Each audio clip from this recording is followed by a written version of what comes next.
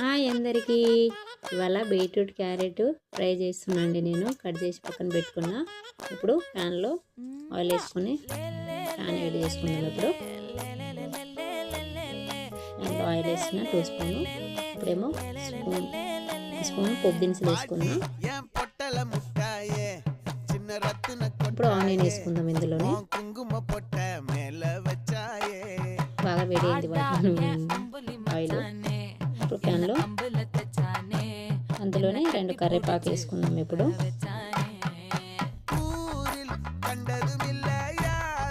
కరివేపాకు వేసుకుంటున్నాం. ఇప్పుడు కరివేపాకు ఆనియన్ కొంచెం మగ్గినాక పైనుంచి అల్లం వెల్లిపాయల పేస్ట్ వేసుకుందాము. అది కొంచెము ఫ్రై అయినాక ఇందులోనే పసుపు వేసుకుందామండి. ఇప్పుడు పసుపు వేసుకుంటాం.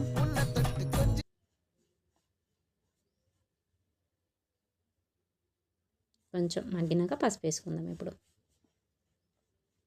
ఇది గిట ఫ్రై అయినాక మనం కట్ చేసుకుని బీట్రూట్ క్యారెట్ ఇందులో వేసుకుందాం. ఇప్పుడు ఇది చాలాసేపు మగ్గాలి.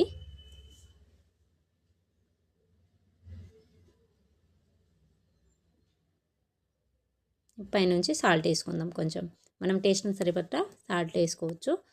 ఇప్పుడు కొంచెం తిప్పేసినాక ప్లేట్ వేసి మగ్గనివ్వాలి.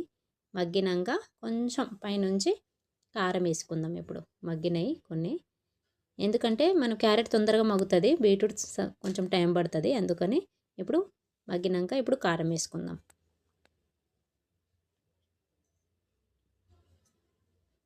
అది గిట మనకు టేస్ట్ని సరిపడా కారం వేసుకోవాలి. మనం ఎంత తింటామంటే అంత వేసుకోవచ్చు. ఇప్పుడు ఇది ఒక 2 మినిట్ ఫ్రై అయినాక పైనుంచి ధనియా పౌడర్, గరం మసాలా, కొత్తిమీర వేసుకొని ఒక 2 మినిట్ ఉంచాలి. అంతే, అయిపోయినట్టే. ఇంకా క్యారెట్ ఎంతో మంచిది. బీట్రూట్ క్యారెట్ ఉత్తిగా మనం తినాలంటే తినరు ఎవరు. మనం ఇట్లా కర్రీ చేసుకొని తినండి, బాగుంటుంది. ఓకే, బాయ్ మరి.